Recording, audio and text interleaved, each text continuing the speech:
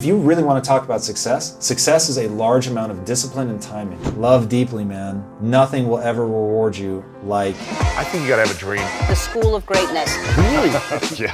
Please welcome Lewis Howes. What do you think has been the biggest accomplishment you've had in the last 5 years and the biggest lesson you've learned since that previous interview? Well, I cannot believe that. So if it's 5 years, I hadn't even started Impact Theory yet. Yeah. So that's for crazy. sure, Dude, that's insane. Co-founding Impact Theory with my wife. Wow. And very specifically because it's with my wife. That I will say is my biggest accomplishment by far. What was the second part of it? Biggest lesson in the last 5 years? So I'm at a place where it's more, I won't say that I'm not always sort of updating my way of thinking, but the big model of my life is pretty stable now. So I would say that how well the things that I have cobbled together work in high pressure situations. You mean like your values, your principles, your frameworks for life? How to deal with your emotions. Yes. That's probably the most important one. Like when things are really going haywire, like how do you center yourself? And I learned very early in my business career that the thing that, because I looked back, there was a bunch of us at Awareness Technologies that were given the same spiel. Don't think of yourself as an employee, think of yourself as a partner. If you act like a partner and achieve certain results, we'll actually make you a partner. And nobody did it. And so I was just like, why am I the only one that's doing this? And I realized that my ability to self-soothe was a huge part of that. So other people would get upset, they would derail, they would take their eye off what they wanted to achieve because they were frustrated or whatever. And I could just bring myself back to center. Now those are pretty small tests. And obviously as things have gone on, you start dealing with big numbers. You start to realize, is this real? Like, can I actually center myself when, say, hundreds of millions of dollars are at stake? And then it's like, okay, this still works.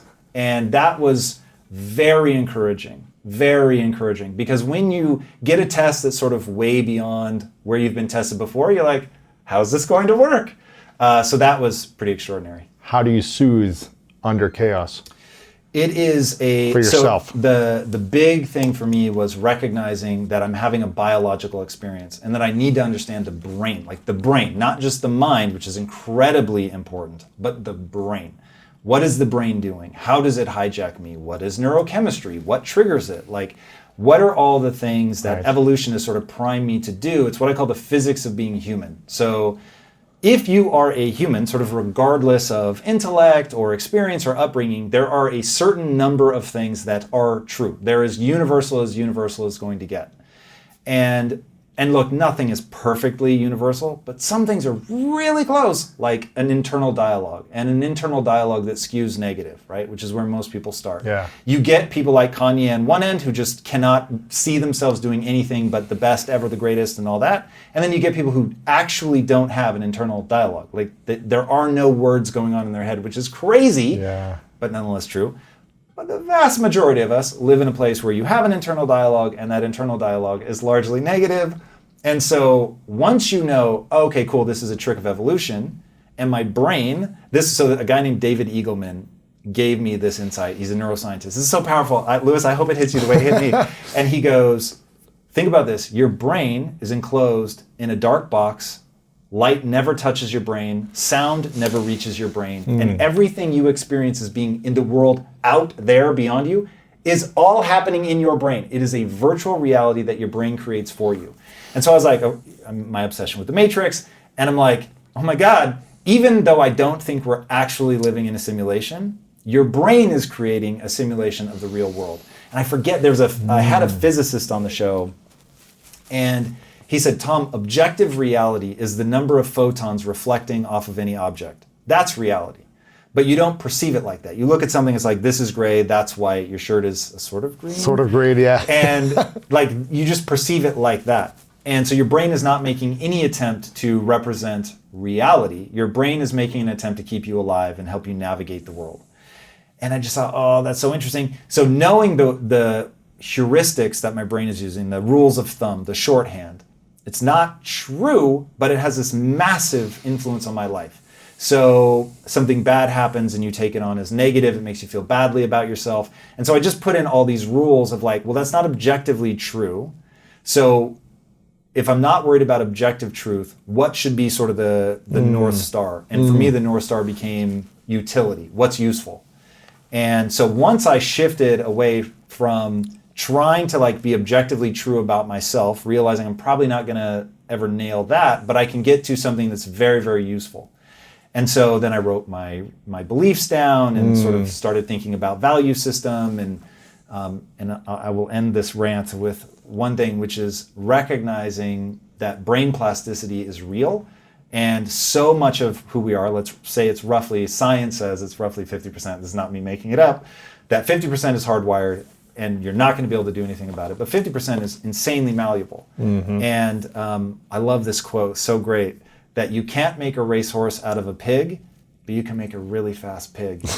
And I thought, okay, cool. So maybe I'll never be a racehorse, but I can be a really fast pig. And so whenever I'm feeling badly about myself or something knocks me off center, I just come back to that idea of what's useful? How do you move forward? Like, even if you're not going to be the greatest of all time, does it benefit you to act as if you could become the greatest of all time if you pour yourself into it? And so I don't know that I'll ever end up being the greatest anything, but dude, acting like I can and like really practicing and moving through the world like I can become the greatest has propelled me forward.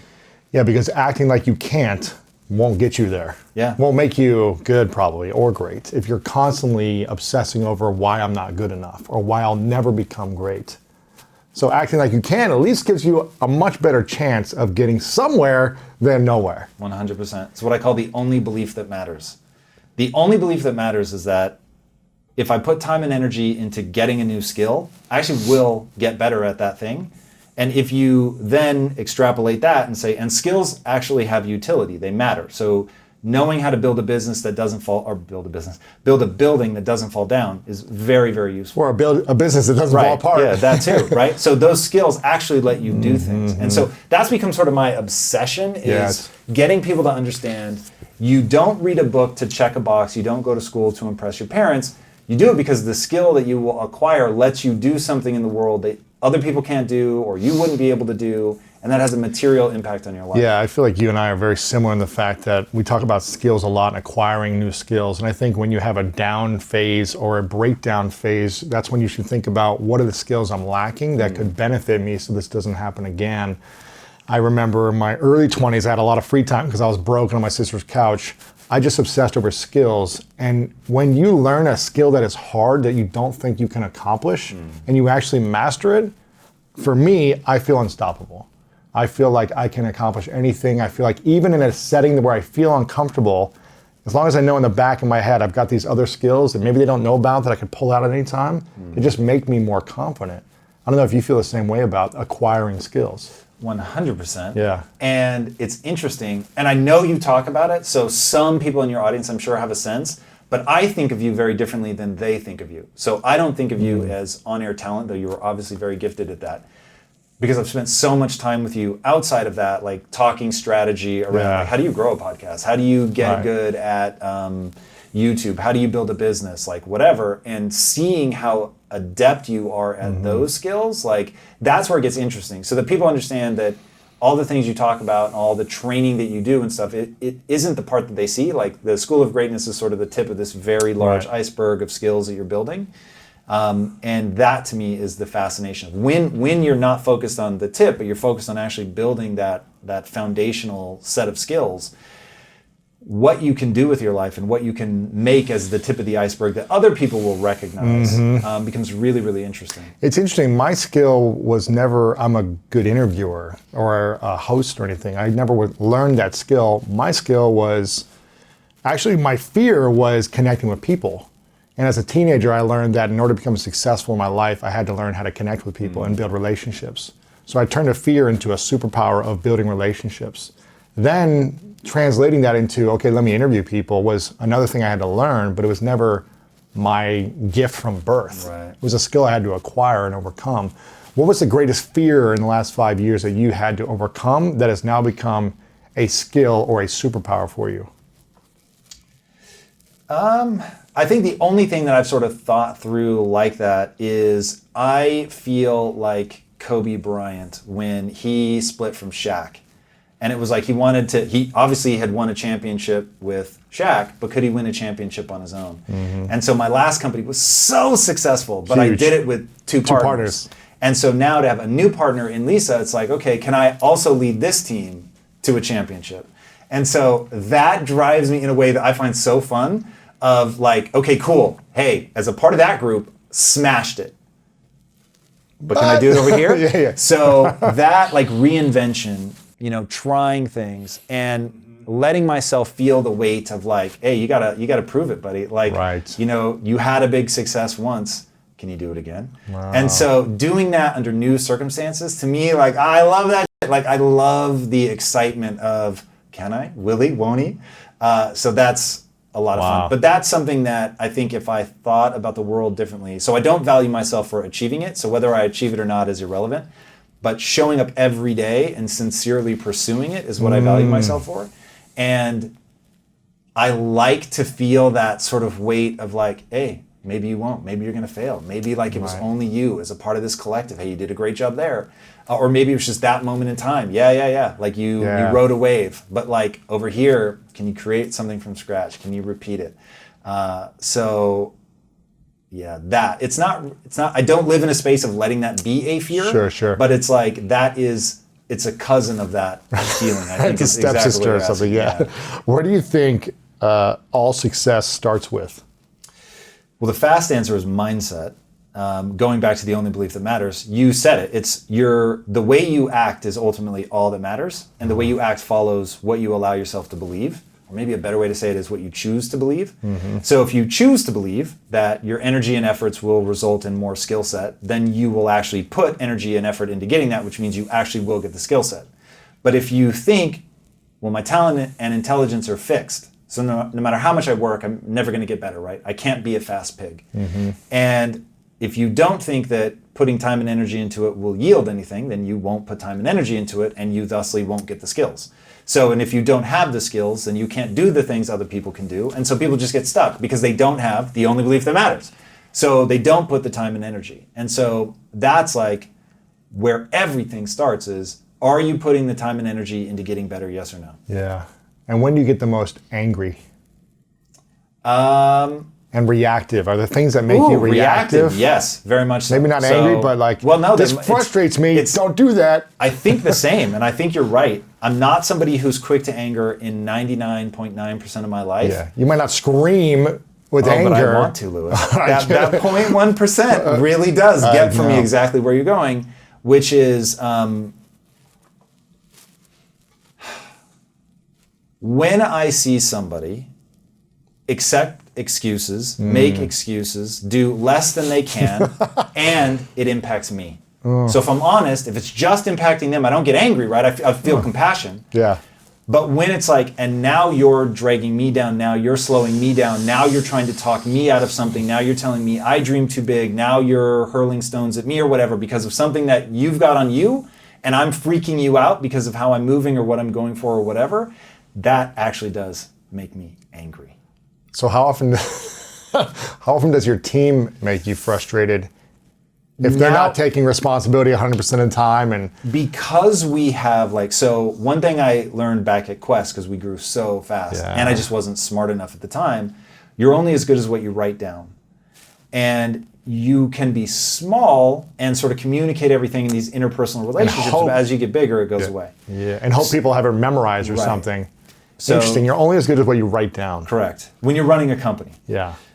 So in terms of like having a process documented that someone could implement, not just a simple conversation that you hope they memorize. 100%.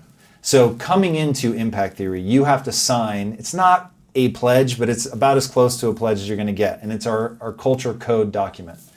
And it says things like, you will take 100% responsibility for your job. You will be expected to look beyond your role. I mean, just like all these things. I love this. And one of them is, I only want to play with hardcore motherfuckers. And it says, this is not a safe space. So do not come here expecting people to be kind. Like, look, here's the thing. I also expect you to elevate your team and to lift them up and to celebrate them and want them to win and like cheer them on and never worry about whether it was your idea.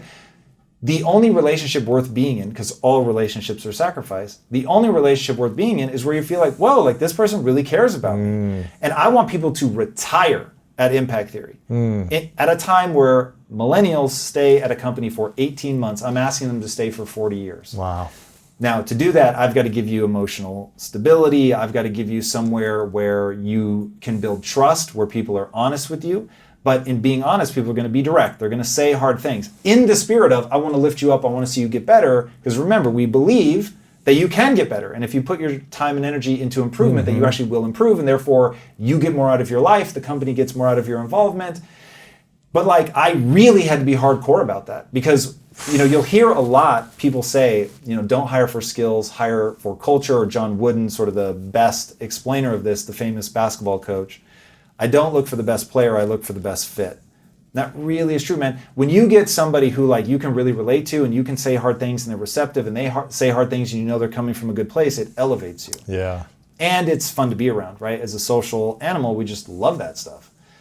So that's huge, but I'm really hardcore on the way in so that once you're in, like we can give you grace. Like imagine if you were on my team, and I try never to refer to people as employees. I slip up from time to time, but I really think of them as teammates. Yeah. So if you're my teammate and you're like, hey, look, man, I'm really having a hard time. My girlfriend and I we're just in a dark place right now, and I'm going to need a couple weeks just to go sort it out. Don't even explain. I got it. Cool, I got you. Tell me what I need to know to be able to pick up the slack for you. We refer to vacations as being sacred. So we don't have, the only vacation policy we have is that it's unlimited. So do whatever you want. Get your work done. You need to be a high performer, yada, yada, yada. But like, if you need the time to deal with your girlfriend, the death in the family, whatever, take that time, be an adult. Autonomy is huge for me. I assume it's huge for most people. So, but to do that, you've got to say, this is the criteria we expect you to meet. You need to be high performing the rest of the time you're here. And if any of this turns you off, then it's not this is not the place. You. And it says that in the document. Like if this does not, if you're not prepared to do this, then this is not the place for you. Wow. So is it literally saying a line, this is not a safe place? Yes, this is not a safe space. What does that mean, not a safe space? It means that I'm going to make absolutely no effort to protect your feelings. I'm going to never, ever, ever sacrifice clarity for kindness. Now, I will be as kind. I want to be kind, dude. I want you to be kind to me. I want to be kind to you. My wife is my partner. I would never want an environment that was tearing her down. So it's like, in the spirit of trying to elevate people. I'm not a Machiavellian kind of guy. That's gross to me. Yeah. That is such a turnoff. I want to, like you would treat a friend.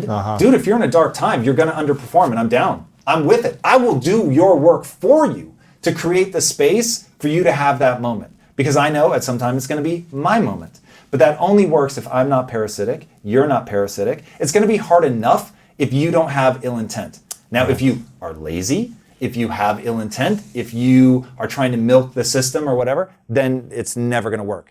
But if it's just legitimately you're going through a period we will all go through, which is a very hard time for whatever the hundreds of reasons throughout our lives that we will underperform, be in a dark place, whatever.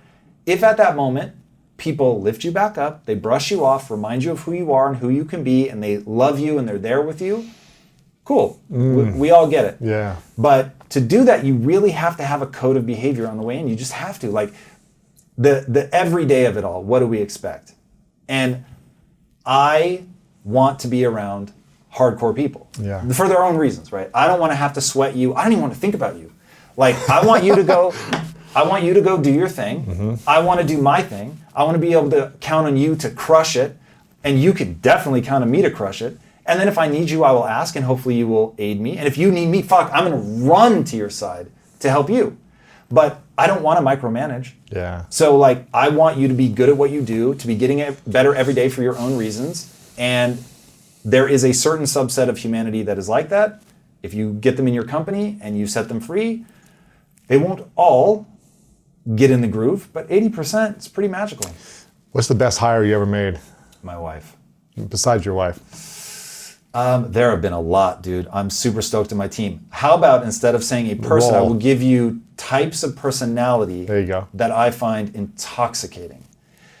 Number one, somebody who is so convinced that they're not yet good enough to achieve their dreams, but so believe they can get there, and are what I call a relentless problem solver.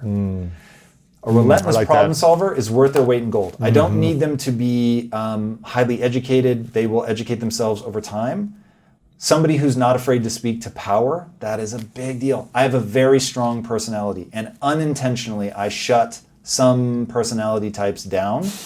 And a quote that popped into my mind one day when a person who shall remain nameless didn't use these exact words, but basically said, "Slow down so I can lead." And I was like, yeah, no, that does not Someone work. on your team said that. Yes.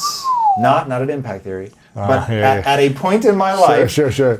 Somebody once effectively said, "Slow down so I can lead." And I remember being incensed that this person would allow themselves to say those words. Like, that's so anathema to who I am. Like, I could see myself saying, "I can't keep up with you. You need to lead." And then I would follow and be the greatest follower that I could be.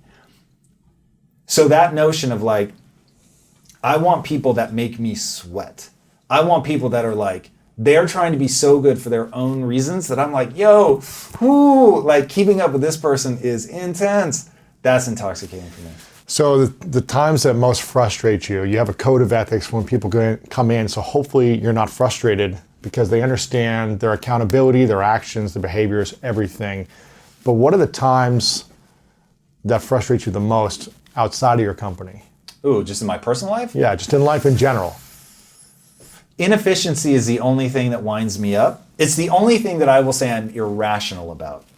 Reactive to. You see something and you're like, nobody in the outside world would know because that's just ridiculous. I recognize that it's an offshoot of something that's very powerful in my life. My obsession with always doing things as efficiently as possible. But I also recognize that life isn't, like, you can't, on my deathbed, I will never say, wow, I was efficient. Efficiency is useful towards getting to a goal, and so I prize it and I love it and all that. But my wife has tempered me and shown me that sometimes just the connecting, just being with somebody, just sitting and being is joyful. Is enough. Yeah, not even just enough. Like, it is precisely what the doctor ordered.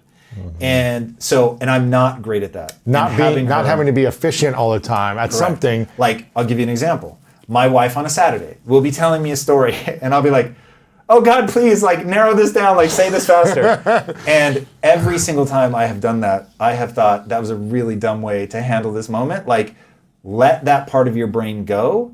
Part of this for her is the joy of telling the story. And if it takes her an hour and it's joyful for her, what does it matter? And having to sort of step in and out, like, I've done everything I can to confuse whether I'm at work or at play.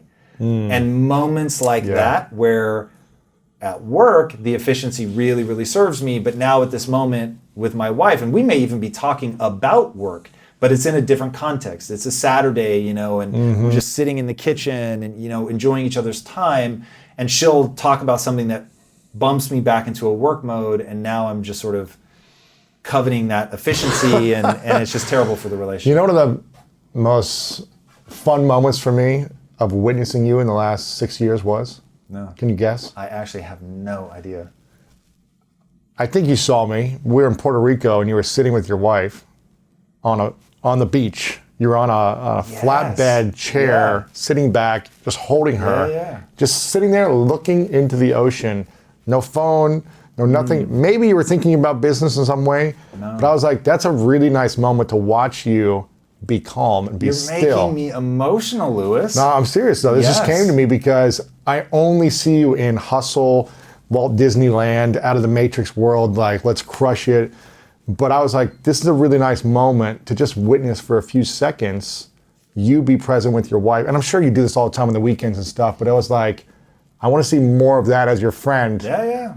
And it can be 10 minutes a week. It doesn't have to be all the time. But this was a beautiful moment that I was like, that's what I think the world needs more in general in their own lives. I'm not saying that's what you're going to do because your personality is driven on other things, but I think it's in some ways healthy as well. I don't even think you have to couch it. It is extraordinarily healthy. I think it's absolutely necessary in everybody's life, mine included. Part of what makes my marriage my single greatest joy is Lisa is good at what I am not good at. And so very early in the marriage, we said, okay, you're the canary in the coal mine, so I trust you. If you ever say we need to slow down, I will slow down instantly. You're more important to me than my business. So, and she is never abusive about it. So whenever she says something like, hey, let's go sit on the beach, I know, be there on the beach with her. I'm not like, hey, she's not looking at me. She's facing away on the ocean so I can think about whatever I want. No. It's like, that's where you smell the nape of her neck and you like drink in that neurochemistry of that bond. How do you silence your thoughts over the obsessiveness of what you want to create in the moment of being present and connected with your partner? One practice, so I meditate a lot out of necessity. And then two is understanding that when you reinforce a behavior, you really start to get something positive out of it. So when I'm there, like literally yesterday, there is a smell that my wife gets on her neck if she hasn't showered in a day. So she might skip a shower on the weekend, right? Oh my God, it is the most intoxicating scent ever. And scent is the only of the senses that goes directly to the part of the brain, the emotional center of the brain. Everything else goes into a relay station first. It's the only part that goes directly into the limbic parts of your brain. So that's why when you smell a barbecue or whatever, you're like, a kid again, and you're just in it. And when that smell is on my wife's neck, nothing else exists. It is just my wife. So Lisa, just don't shower every other day. If you wanted to slow down or do something else. I mean, that's one trigger. Yeah. So what do you prize, right? What is your value system? So not all the business success in the world has brought me the level, the sustained amount, and the amplitude of joy that being in a relationship with my wife has brought me. So I have so much clarity about what my values are. It's just that they don't often conflict. But when they do, and my wife says, hey, slow down, or hey, I need time, or let's make sure we take X number of days off a year or whatever, I do it, no questions asked, even though I'm sort of hard charging the rest of the time. And so we do dumb stuff, like we shut down for Christmas. Our impact theory, my wife and I just talked about it this year, we will always and forever shut down for about 2 weeks at Christmas. And I don't expect anybody to work. I'm not going to be working. Like, go be with your family. Don't think about this stuff. Does not working for you mean actually not doing any strategizing of the mind, not taking notes, or working an outline for a potential book, or thinking, oh, this is a great character for my next movie? I would do anything that's fun. So but work is fun for you. Yes. So there will be some fun things I'm sure that I will do. Yeah. But I'm more off the radar during Christmas than other times. So you off the radar for Christmas in 2 weeks is more productive than most people's entire year on the radar. Well, so, and we can talk about that because that I have gone way, way, way out of my way to make sure that I built, so Lisa and I had enough success I never needed to work again. So if you're going to work, then you might as well structure it for two things. The moment, like the in the moment joy. So doing this hard thing, I actually find intrinsically pleasurable. And I will say 40% of my work life is that. 60% is not. But 40% is I would do this whether I was building a business or not. Getting paid or not for it. Right. You love it. Yeah. That's huge. And then the other is impact. So if you can make impact doing something that you would be doing anyway, that's amazing. But really at Christmas time, it is we wear onesies. So I don't know how much you know about the neuroscience of like how humans biologically sync up. If you put 3 women in a house together, their periods will sync up based on hierarchy, by the way, of who's considered the sort of dominant female. The matriarch, whole thing. It's crazy. But heart rates will sync up, breathing rates sync up. It's nuts. So my wife and I, when we shut everything down, even though yes, I'm still doing fun work, we dress the same. So we'll wear matching Christmas onesies. We listen to Christmas music together. We dance a lot. We watch the same movies. Like we just do all this stuff to like really sync up as much of our sort of minds and bodies as humanly possible. It's absolutely phenomenal. I love it so much. Wow. How long have we been together now? 20 years? 20 years. Was there a time where you ever thought you'd get divorced? No. Deciding to propose, I threw my heart and soul into that. I was pros and conning it because Lisa used to get sick a lot. You were analyzing the whole thing, listing like, it down. Project out. Never going to sleep with another woman. I am she gets sick, and I'm not a caretaker. I don't enjoy, like not some a people just caretaker get off either. on that. I do not. I am not a caretaker. Yeah. So I was like, okay, I'm going to be caretaking a lot. Am I going to be okay with that? Is she worth, all these sacrifices? And in the end, I was like, either I'm never getting married or I'm marrying this woman. And so once I flipped that switch in my mind, I never looked back. So getting married was not stressful. Deciding to get engaged, I really weighed that decision. And then, so I don't know how much we've talked about this. So I believe in ritual. I think it's missing from today's world. I think we're suffering huge consequences of the lack of ritual, especially coming of age rituals. Read this book called The Power of Myth by Joseph Campbell, and he said that he thought part of the reason that marriages were ending in divorce was you weren't a different person before your marriage and after your marriage. So I wanted to go through a ritualistic scarification. Like killing your old self. Correct. Killing the ego, the identity, the man you once were, and becoming someone new. 100%. So how did you do this ritual? So I hate needles. I never wanted a tattoo. So because of the time, it was sort of the biggest fear that I had that wasn't life-threatening. I got a tattoo as a ritual. I designed it, all this. It was like my sort of credo to my wife. And it's in Greek. So her, not native language because she learned English first, but like she's fluent in Greek. And so there was just all this stuff tied up about, taking on this sort of new identity as a unit and all this stuff. Anyway, so I get the tattoo, and as I'm doing it, I wanted it to be painful. And as they're doing it, I'm saying, I am now a new man. I'm a different person. I'm stepping into this marriage. I will never look back. Divorce is not an option. We will be together forever. Now, admittedly, if she cheated on me, that would be the end. So it's not like, oh, no matter what happens. But when I say we don't even say the D word, in our house it's called the D word, I tease her about everything in the world, but never about breaking up with her. Ever. I don't make a joke about it. Nothing, never. Because I don't even want that taste in my mouth of that idea. And so I've told her, hey, you get horribly burned in an accident. You and I are staying together, homie. And I'm going to find a way to be attracted to the scars and all that. And it's just, that's commitment. And I needed her to know that because, look, one day she's going to be 85 and she's going to be a bag of wrinkles. And she might be beautiful, but odds are at 85, she's not going to be hot. And she needs to know, I'm still going to be with you. I'm going to be into you. I'm going to be more into you then because of what I value is a shared life. And it's the only thing you can't fast forward, right? So, yes, there will come a point. There's going to be hotter chicks than you. You never have to worry about me chasing that because you and I are building a life together, and that's what I value. So how old were you when you got this tattoo? I would have been 26. 26, fresh out of USC film school. You were a professor. Fresh, 4 years out. You were were you teaching there at this point? I was teaching at the New York Film Academy. I've never taught at USC. Yet. Yet. Yes, Lewis. Yet. I bet someone watching at USC will I've bring you lectured in at USC though, believe it or not, but I have not taught. I'm sure you could be a teacher there if you wanted to, but may not be the best use of your time. So 26 when you got this tattoo, you read this book, Power of Myth, before that, and thought to yourself, I need a ritual in order to anchor myself into this marriage, into this commitment, into this new identity, and not have a way out. Is that what I'm hearing you say? Yeah, the last part of that is not how I thought of it. I didn't think of it as not having a way out. I thought of it as being completely committed to always making sure that the most joyful thing in my life is this marriage.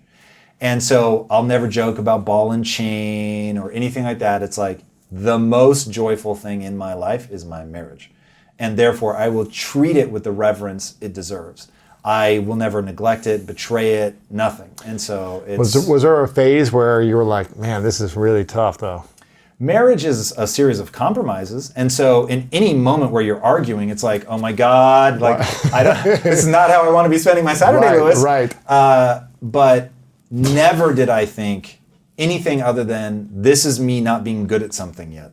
And so I need to figure out where was my failure of communication? Are my emotions running away with me? What am I failing at right now? Mm-hmm. And thankfully, that's an idea that I learned very early in my marriage, that if I look at why I was wrong, why I created this argument, what I could do differently, then I don't have to spend an entire Saturday in a fight. I can get us out of it.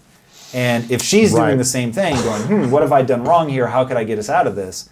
Now you've got two people that are like, ooh, we'll actually say, oh, this is that point of no return. We've got one last sort of stop here before we're just angry enough that we just have to part ways for a couple of hours, and it's going to be a fucking waste. So let's take a second. Let's dial it down. Remind each other we love. We actually say this stuff, and that has been ridiculous. If you were watching from the outside, our arguments, I'm sure, look ridiculous because we're externalizing our internal narrative. Like, hey, when you said that, it made me feel like this, and I know I shouldn't. I know that's not what you mean, but it's really triggering an insecurity. So we say all of that stuff, and that helps us like keep everything calm and like remind us that we want to connect and that we love each other. That's a big thing in a fight.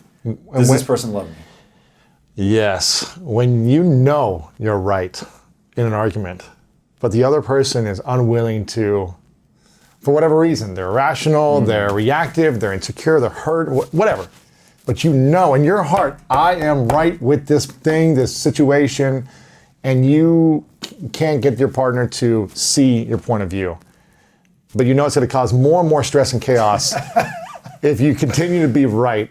What is the solution so that you can get back to love and peace?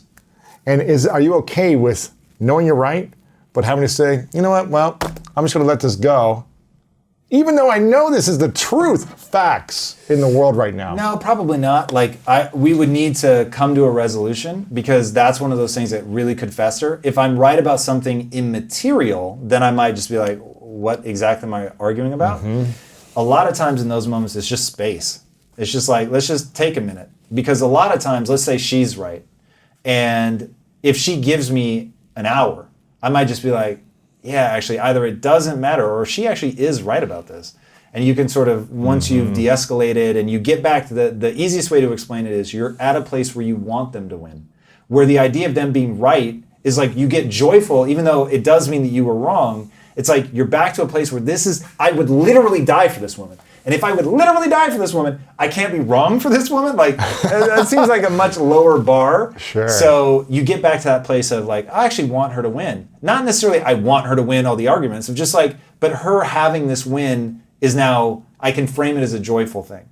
And that helps a lot. And I'll say that's probably 90% of the issues just go away when you both step back. You get time to recalibrate your neurochemistry and you can approach it just from like, oh yeah, I love you more than anything in this world, and I can actually feel that now. And so I want to concede anything that's true. And now we get to a point where we can move forward. Now, if it's like, this just really, like both of us at different times, I will say this is maybe a particular strength of mine, is I'll say, no, we have friction here. And it would be very easy to pretend that we don't. It will only get worse. It's going to manifest in something bad. Give me an example, maybe not something specific in your relationship where but this, something this like, has become a famous one for us, where we were out one night for dinner and she was upset that I hadn't said that her new shirt looked good. And she'd gone to all this effort. This is a time where I was working a lot. So this is impact theory or pre? This is early Quest. Yeah. And we didn't get a lot of time together when we weren't working. I mean, making protein bars together is time together, but it's not exactly quality time. It's not hanging on the beach. Yeah. Yeah. So we were at dinner and she'd put on this new shirt and she loved it and thought she looked amazing and I didn't say anything. And so we're at dinner. That's going to be a key part of this equation in a minute. So we're at dinner and she says, what do you think of my top? And I'm like, it's all right. And she was traumatized, and just very upset. We have very little time to come out, and you're not sort of appreciating me, and why didn't you tell me before we came out? And so what I ended up saying was, look, it would have been very easy for me to just gush and say you looked amazing. And the reason that I'm not is because if I tell you the truth now when it's hard, then when you're 85 and I say you're beautiful to me, I'm being serious. Because it was hard 1,000 times before this, and I said what was true. Why all of a sudden would I not say what's true? And so I need you to be able to cash that check, that I have been honest in 1,000, 10,000 hard moments leading up to this one time where I need you to know. I know it's counterintuitive, but I'm telling you, I think you made the right business call or whatever. And no, I'm not pandering to you. No, I'm not telling you what you know, You need to I hear. think you need to hear, whatever. Like, this just really is true. Like, you really nailed that. And I know it was hard and maybe you're embarrassed, but I really think you did the right thing. And I'm very impressed. And she'll be able to say, whoa, okay, like that really is real. That's one example. Another example was what we call the famous tea argument. The biggest fight my wife and I have ever been in was over a cup of tea. And it all goes to insecurities. So it's very early in our marriage. And we were dirt poor. I never took time off work, but she had said, we need to take time off. We need to go away for the weekend. Now, go away for the weekend for us is one night in a hotel. That's all we could afford. And so I thought, hey, we're going to pay for a night in the hotel. I want to be there the second they will let us check in. Right. And I'm going to stay like extra late checkout. Like, I want to maximize it. right, for the money. For her, it was, well, we get quality time together and you're taking a breath. And for her to finally slow down and to have that moment in the morning where we're about to drive off to this beautiful hotel and it's going to be so amazing. And I'm sitting there watching her have this cup of tea, like, I cannot believe that she's wasting this. I've taken time off work. I'm paying for a hotel and she wants to sit and you can have a cup of tea anytime. What the hell is going on? And so I start reacting like that. Like, what are you doing? This is insanity. We need to get Come there on, now. let's go. Yeah. And so now we're literally screaming at each other over this cup of tea. And we're halfway to Santa Barbara and I turn around and we're driving back. And something snaps in my mind. And I'm You like, turn around because you're still arguing. I'm so angry. I'm like, this is a waste. I'm not even going to keep going. weekend's over, Yeah. ruined. Well, let's go home. This is stupid. And so when I actually take the exit ramp and actually get back on, and I am going back home, we are actually going back home, I was like, you're being a child. To yourself. To myself. Yeah. I'm like, you're being a child, and you're now ruining this. Is this internally or out? Internally. Okay. And so finally I said, this argument isn't about the tea. What are we actually arguing about? And so I broke down what the cup of tea meant and all the things that I just said to you about I never take time off. I'm so freaked out about taking time off from work because I'm poor. I have made you poor. You are clipping coupons.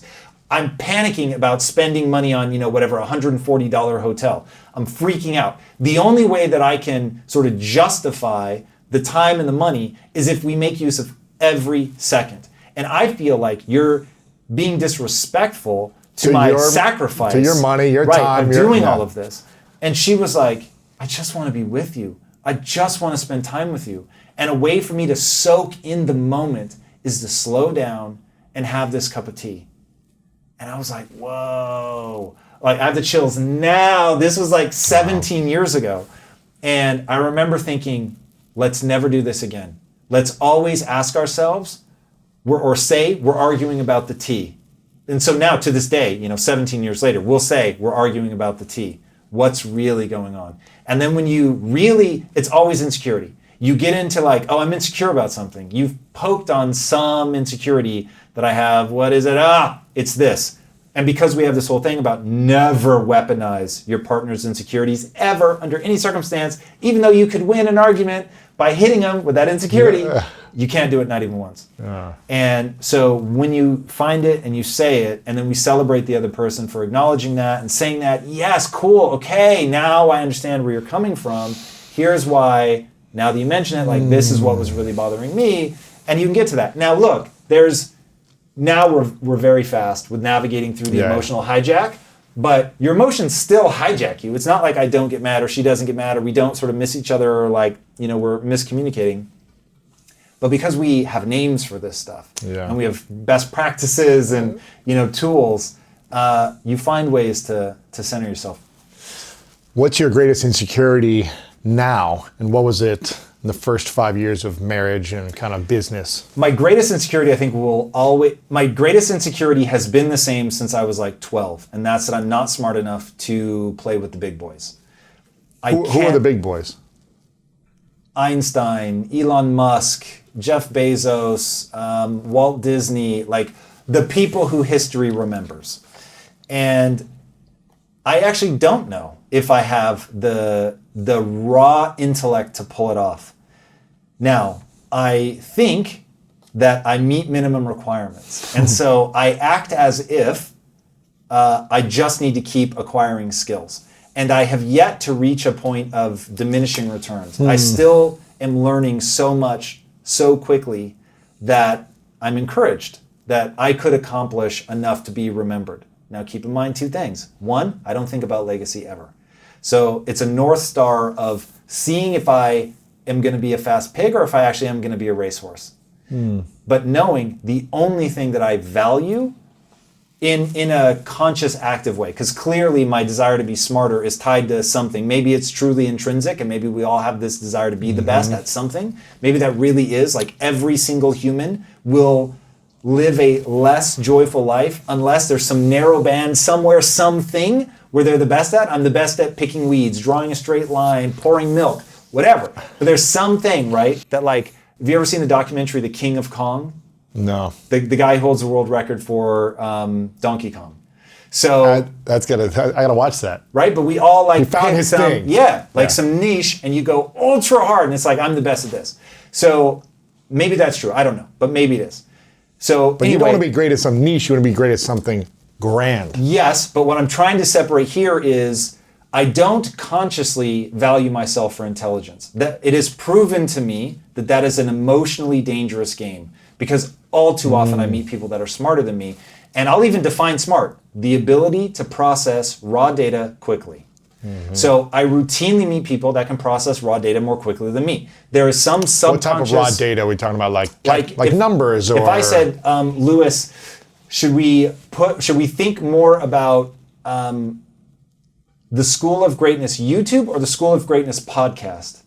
Now, I will come up with a profound answer to that if you let me think about it for 2 weeks. But there are other people that will come up with a profound answer in 7 seconds. And I find that just astonishing. And I'm so in awe of the ability to think quickly. And because I speak quickly, people think I think quickly, but I don't. And other than my wife, I don't think anybody believes me when I say that, but I assure you that is true. I just think a lot. And because I think a lot, I've solved problems in my own life, and some number of those problems that I have solved in my own life are useful to other people, but it's rumination. So who are the 5 icons that you look up to the most, whether alive or dead? That can you're I just thinking multiply Elon Musk by 2 and Walt Disney by 3? It's Got like it. those two to me tower over everything. But really the people that I just listed: Walt Disney, Elon Musk, Jeff Bezos, Einstein. But even I'll pull him off because while I find that kind of intellect very powerful, there's nothing in my life that even hints at that. I've never sort of tasted that kind of view on the world. Whereas the other guys, I feel like I get them, though I do not compete with them. Right. I get them. Steve Jobs, if I didn't already say that. Like, that's an area I can picture him. Spielberg. That to round out, I think that's 5. If I could mash them all into my brain, I would be a very happy man. A very happy man. No, but some of those people weren't this. I mean, I think of Elon, sure, okay, Steve Jobs maybe, but was Walt Disney the smartest? Or the most creative? So this is where it gets to separating the... Wasn't he like an average drawer or something? Ooh, he was I mean, I'm sure he was fired good, from a job at a newspaper for not being creative enough. But that's one of those, like, early, sort of who you are early, I don't get too much in a twist about, because it was the fact that he spent some ungodly number of hours creating animation in his garage, literally, that just put him ahead of other people. So, I mean, if you really want to talk about success is a large amount of discipline and timing. And so he had both. He was working in a garage when there was no money to be made, and everybody said, "What are you doing?" All animation's played out. Walt, animation's dead, baby. It's dead. And he just loved it enough that he was there and ready for that second wave of success. Timing. It's exactly what happened with Tony Hawk. Tony Hawk was huge, and then skateboarding died. But he loved it. And so even when it was just like backyard skateboard competitions, he just kept going and going and going and going and For going. no money. For no money whatsoever. No prestige, nothing. And then it has this resurgence in the 90s, and he's the only one that anybody knows because everybody gave up. And so now it becomes Tony Hawk Pro Skater, and boom, he's like the biggest name by a factor of 100. So that was the same thing with Walt Disney. He didn't need to be the smartest. He needed to be the one that put in all the time when everybody else gave up, and then the world had to meet him. They almost went out of business during World War II. And Roy Disney sort of keeps them afloat, and they do like sort of propaganda films and stuff, and then they come out of it as like the only survivors. And because he had been so passionate and working so hard, and he had that discipline and that work ethic of what he was doing in the garage to innovate. So you have this guy that wants to innovate, so he's doing things other people aren't doing at a time where not only were there no other innovators, everybody else had fallen by the wayside and given up because there was no money, and now he was the best of the best, and he had that discipline and the work ethic, and then the timing met him, and it's just, you get these. So, dude, I will just say this to everybody watching, because this will be a time capsule in 5 years. I mapped something out 7 years ago that is now coming to fruition. Lewis, I promise you, I have a vision. People can go watch it right now. I mapped it out. It's called, if you in YouTube type Tom Bilyeu and master plan, I laid the whole thing out. Yeah. And I am executing against it every single day. And a 7-year plan? No. It just happened to be 7 years ago. It was the first time I said out loud, this is what I'm doing. So then, 3 years ago, I said, we need to record this. So 4 years into it, I said, I want to plant a flag so it's not people having to believe, no, I really did have this master plan. Yeah. That I have it, and people can watch me execute it and see if I pull it off. Because I think I know where the puck is going to be, and that there's something happening right now in media that's opening up a moment of tremendous timing, that I'm aimed precisely to be in the middle of that timing so that I can create another gigantic successful company. This one will take longer because I have to have built something up to be ready to take advantage of that opportunity that's coming. In a way that, like, when you're selling something people can eat, it's not the same problem. Although we did have our own lucky timing there. Yeah. So it sounds like, you've got the work ethic and the discipline like Disney. He had timing. It's because it could have been no one cared. So it's like he wasn't more brilliant. It seems like he was brilliant, but he wasn't more brilliant. He was dedicated in a craft that had timing, and that's why I don't know if my obsession with, because you just asked what my insecurity was. Yeah. That's the truth. Whether it makes any sense or not is a totally separate debate. Because you don't need to be smart to be iconic. It is entirely possible that I meet minimum requirements to become an icon, yes. I don't know yet. I don't even think you need minimum requirements. You don't need that. You do, my friend. We both know. In terms of intelligence. Yes. I don't want that to be true, but it is true. The US military has run the experiment. And they said if you have a below 84 IQ, I think it is, that they would rather just not have you, because even peeling potatoes, you'll create more chaos. I don't even know if what my IQ is. I don't even think my IQ is that high. It's not 84. I swear. Lewis, I promise you. I have no idea. No, I promise you. No matter how much you may struggle with reading or whatever, your IQ is well above that. And then on top of that, like you're sort of dancing around, there are other things other than your ability to process raw data quickly, which will sort of round to IQ. There are things that are just as important, maybe more important than IQ. I heard this real story once, and I want to do a fictionalized version of this, that at one point in the US, the guy with the highest IQ in the world lived in the US, and he was working as a bouncer in a bar and had done nothing with his life. What? Now imagine that. A guy who, if I remember the numbers correctly, Einstein is 160, and this guy was like 220. Shut up. So think about that. The average in the US is like 115, I think. So if 115 is normal, and then Einstein is 160, there's a bigger gap between Einstein and this guy than Einstein and your average guy. And the guy was a bouncer at a bar. Because if you don't meet minimum requirements in sort of all the areas, social skills, interpersonal skills, the ability to manage your own emotions, right? Maybe this guy had suffered trauma and he just could not get himself to a place where he could engage or wanted to engage. So it's like, I get it. I somehow, at some point in my life, chose subconsciously to value intelligence. I'm in awe of it when I see it. I wish I had more of it. I don't cry myself to sleep tonight, at night about it. But if there was a button in front of me that said you could be the smartest person in the world, the only thing that makes me hesitate is would I still be able to enjoy my time with my wife? And because I used to say yes, I would hit that button. And then Lisa was like, I know this is make-believe, but if I could put a request that you hesitate before hitting it, because she said, would we still relate to each other? And I was like, I actually don't know. So if I knew that I would still relate to my wife, I would pound the life out of that button. So why is this the biggest insecurity? Because Because you're doing pretty well for yourself. I really feel like I don't spend a lot of time in insecurity, but I'm trying to give you a real answer. Yeah. So when I think about things that still do like, oh, that sucks, it's when I see, like when I look at Elon Musk, I am not equal parts because I'm more inspired than I am crestfallen that I just don't have that ability to process data like that. That's astonishing. Like when you see what he's done, I'm going all out to build the next Disney. And I think I might pull it off. But he's building a company to take people to Mars while building the most dynamic car company on the planet. And an underground tunnel company, right? And and Solar City. It's like Hyperloop he just had an idea, and so he published what multiple companies are now using to build. He gave away his patents. I mean, it's insanity. The guy is the chief engineer of SpaceX. He taught himself rocket science. Dude, he taught himself. He got books and taught himself rocket science. That's insane. So that to me is, I choose to let it be awe-inspiring, even if I could only ever be a fast pig. And who knows, I'm not running the experiment. But I think in terms of there are some areas where you get disproportionate rewards on your time. If it has to do with verbal or emotional abilities, I get disproportionate return. Me and somebody else could read the same books, and I'm just gonna walk away with more.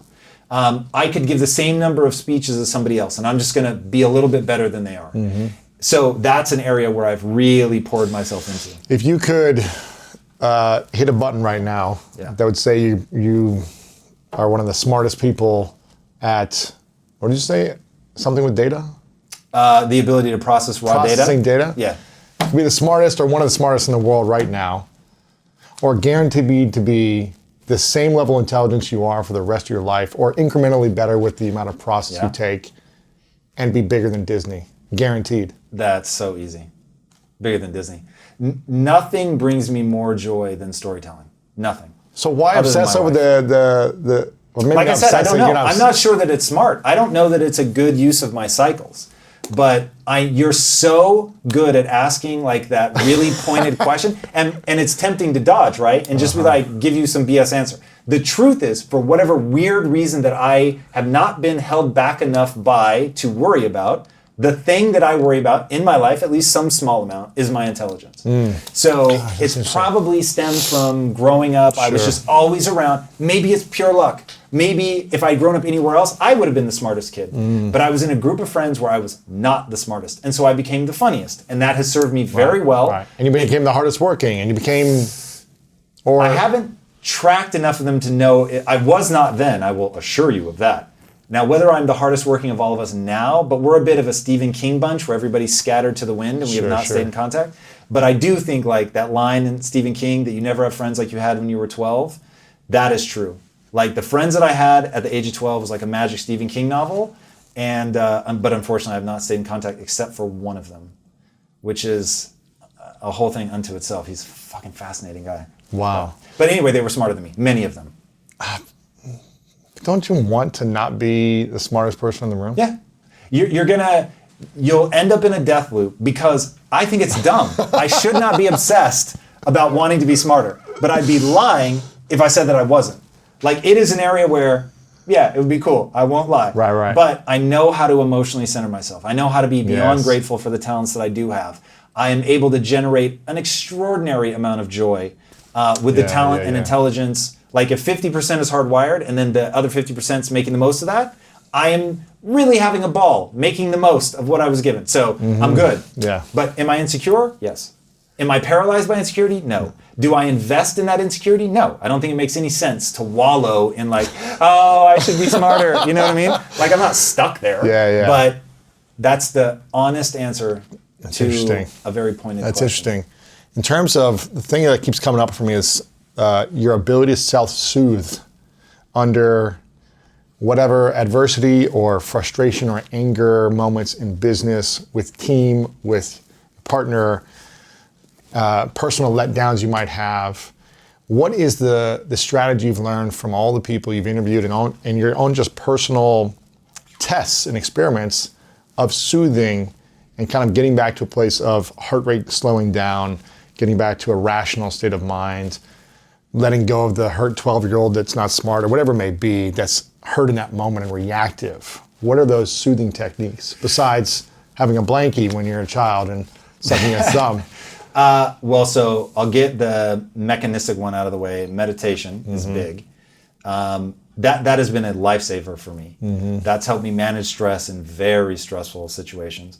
But the thing that maybe people haven't heard before is I always ask myself one question. So I have a goal. I know what my goal is. That's very, very important in my entire rubric. Everything that I say assumes that the person knows what their goal is. Big goal or the goal just in that moment. So let's say your goal is I want to feel good about myself. So getting back to center. Okay, I want to feel good about myself, but I just did something to embarrass myself, and it has real world consequences, right? It really was embarrassing, and it really will stick with me maybe for a year, maybe 10 years, maybe this is a thing that now is associated with me forever, right? It's out in the internet, whatever. So how am I going to recenter? I use one question. Will it serve me to feel badly about myself because of this? And if it does serve me, and by the way, sometimes it does, like you need that sting of like, I messed that thing up. I don't want to mess up like that again. And being upset by it, never more than 20% of your time, but in that 20%, leaning on what I call the dark side, to be like angry about it, be upset, hold yourself accountable, and not just let yourself off the hook and be like, yeah, you screwed that up. You weren't paying enough attention. Your skill set wasn't ready, whatever.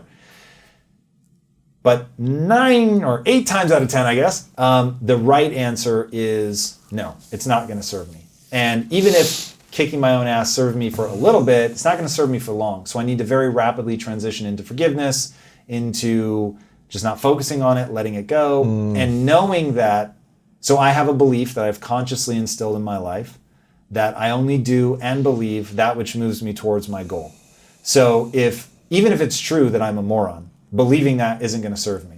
So I just go, okay, well, that's not going to serve me. So I need to at least believe I can get better. Oh, okay, I can get better. Cool. Then I'm just going to focus on that. Yeah. And that simple reframe pulls me out of that. And it's a pattern interrupt, right? Using cognitive behavioral therapy language. I don't allow myself to death spiral about what a moron I am. You know what's interesting? I probably spent 27, 28 years of my life, maybe 30, obsessing over being a moron internally, right? Internalizing like, God, stupid, you're an idiot, this, whatever it was, around a relationship or something in my business, something. I would obsess about it. And I think when I turned 30, I finally was like, well, that doesn't really serve me anymore.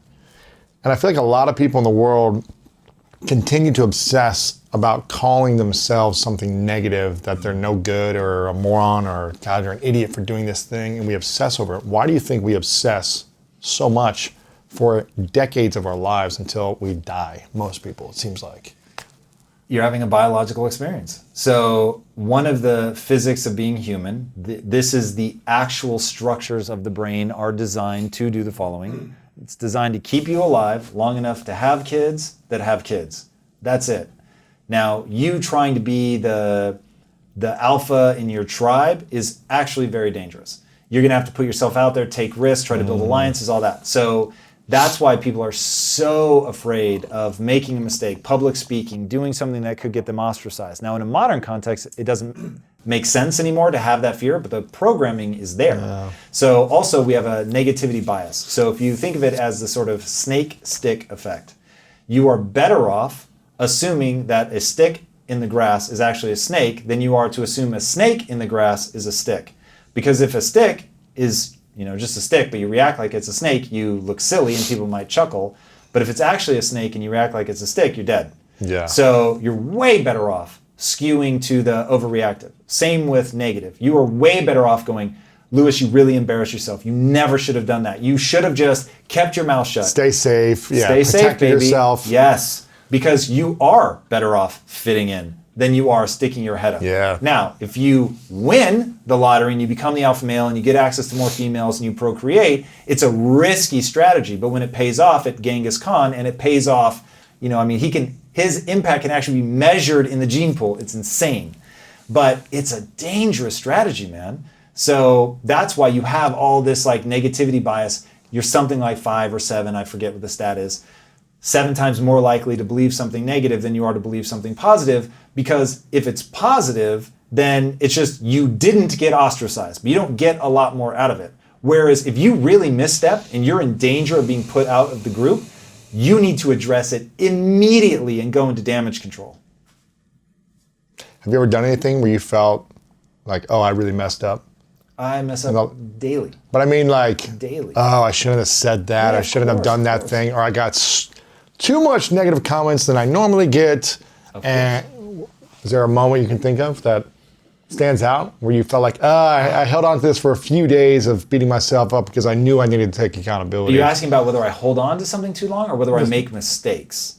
Where they're legitimate What was the mistake mistakes? that was a big one for you where you were like, okay, I had to not beat myself up, but like I had to hold myself accountable for a few days longer than I normally would to recorrect? I don't have a quick answer to that. Yeah. Partly because I don't lash myself for mistakes and haven't for a very long time now. I make mistakes routinely. I've made huge mistakes with building culture. Really? Dude, that you want to talk trial and error? Like trying to figure out like how to build a culture in a company was very, very difficult. When I used to mentor somebody, I would do this thing where I would say, they would come to me inevitably and say, hey, I want to be you in 10 years. And I would say, okay, then I'm going to start talking to you the way that I talk to myself. That was a mistake. Most people are not ready for that. And like finding a way to stair step them into that and sort of help them begin to process things that, I've had my entire life to earn my own respect, earn credibility with myself. So, and then also I could never understand, and Lisa really had to show me. She was like, when you speak, people don't hear Tom Bilyeu, the teammate. They hear Tom Bilyeu, the CEO. And it's like, she was like, some of your staff has only ever interacted with you when you're on camera. And so to you, it's like you have both the sort of, you're the boss, you pay their paycheck, and you're a celebrity.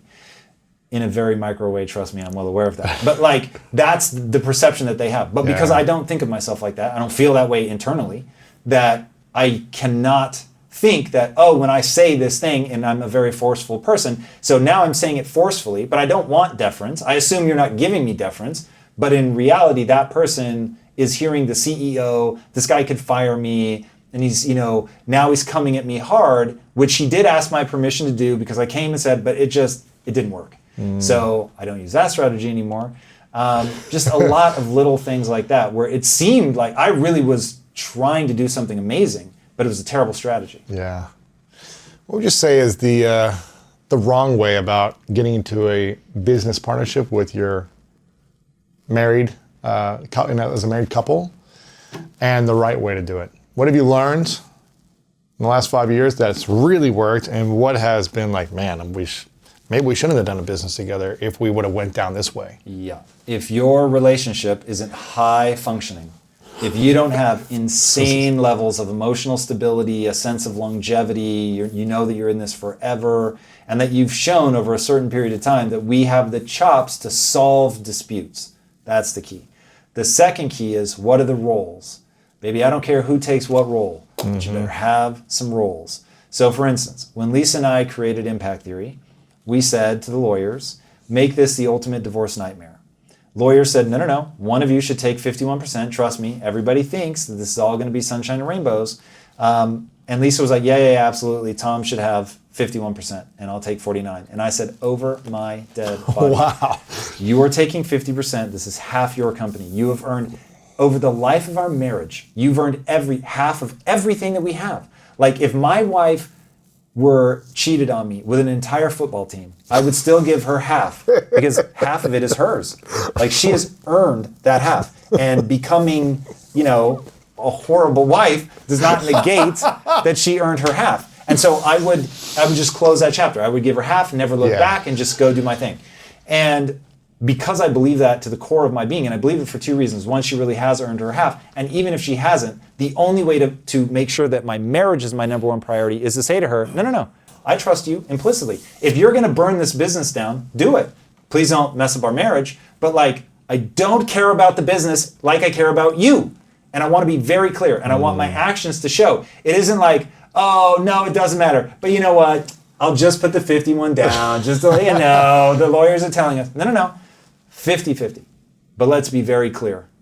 I will try never, ever, ever to move forward without us agreeing. And you will convince me. Sometimes I will convince you. I am very open. And she knows me. I never argue for an idea just because it's mine. I know where the company's trying to go. I've built a skill set over multiple businesses in many, many years of being good, not perfect, but being good at knowing which movement is most likely to get us where we want to go. So, my beloved wife, about to be my business partner, if we ever find ourselves at an impasse, I can't convince you, you can't convince me, we've exhausted our ability to communicate, to move each other, we will every single time go with my idea. Now, if you're comfortable with that... We're 50-50 though. Correct, but we have roles. Yes, I am the CEO. I am the visionary. Interesting. She is an unimaginably good executor. And she has also amazing visionary ideas, just as I know how to execute. But when you look at the dominant trait, I am dominant when it comes to vision. She's dominant when it comes to execution. So if it's something around execution and I think she's crazy, we're going to go with her idea because I know she is the right person to listen to. But when we get to loggerheads on something where, let's say we were equal, like no one has more experience, no one has proven to be better at this thing, then ultimately I'll make that call. Now, because that's your role. That's my role. Mm-hmm. And again, just like you're not going to step on her execution role if she's like, no, we're going to do it this way, and her 1% will probably win out over that. Is that true or no? Whoever is the right person to listen to. Like Jocko Willing makes it very clear. If you want to be a good leader, you have to know when to follow. Mm-hmm. And that's another thing that we talk about in the culture document. You better be prepared to lead, but you also better be prepared to follow.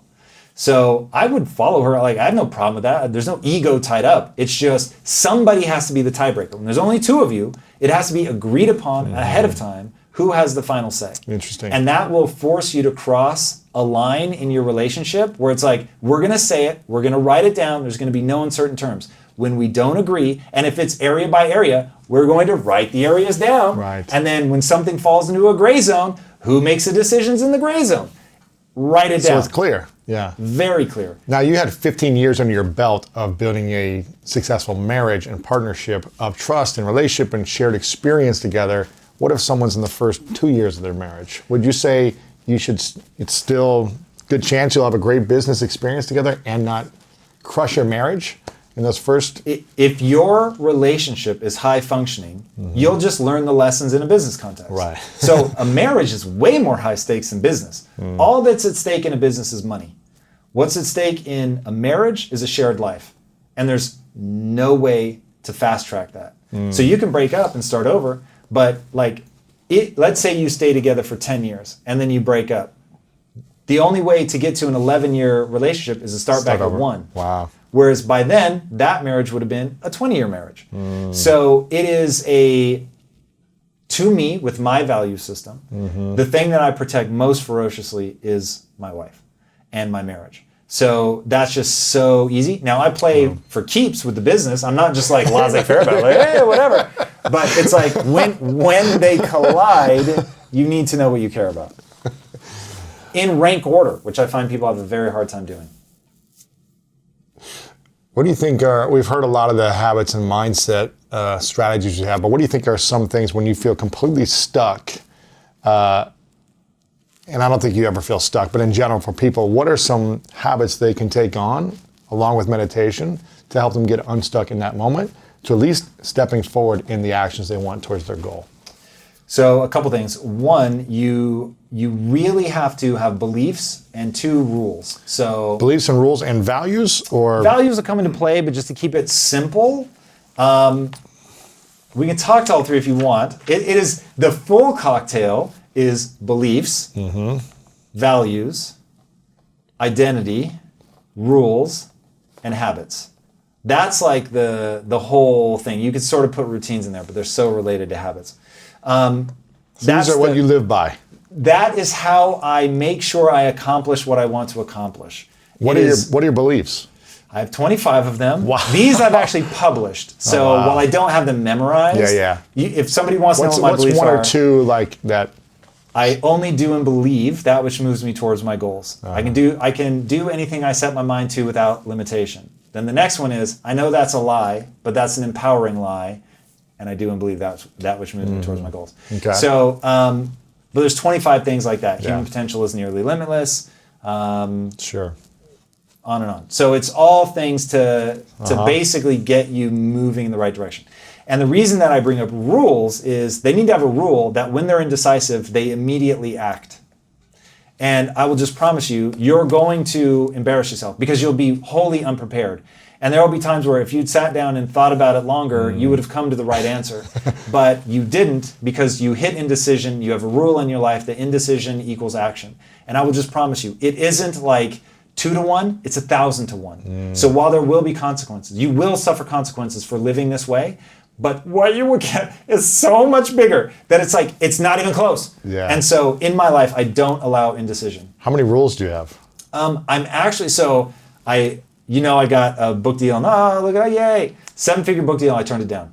So I'm no longer writing it. And what I was gonna write in that book was gonna force me to come up with, to actually write my values down because I've never done it. So it's kind of like pornography. I know it when I see it. I'll get into a situation, I'll ask myself, what do I value? And because I'm totally unafraid of rank ordering things, I just rank order them. So for instance, the one that was really hard to do, my wife, my business, family, and friends.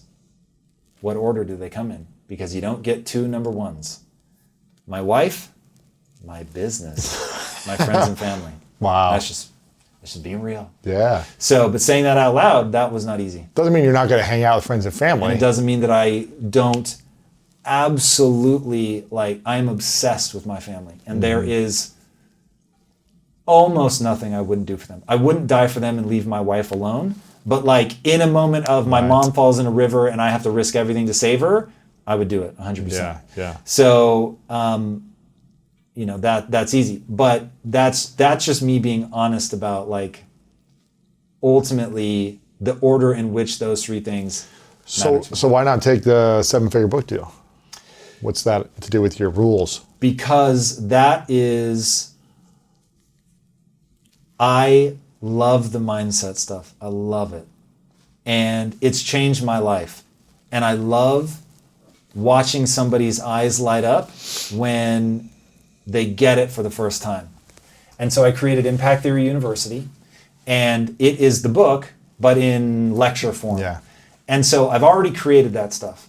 Now I know that I would open up a much bigger market if I were to make the book so that those people could go, oh my God, this stuff is life-changing. And then I say, you like the book, you'll love Impact Theory University, sign up today. And it would quintuple our business overnight. I can pretty much guarantee it. When you say no to something that comes with a lot of zeros, you do so because of your value system.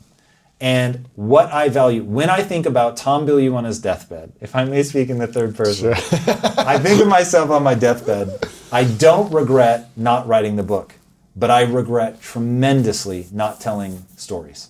Because I think if I want to impact 100% of the world, 2% of them can be impacted with what we're doing right now, where you say, think like this, act like this, it will make your life better. And 2% will do it. It's amazing.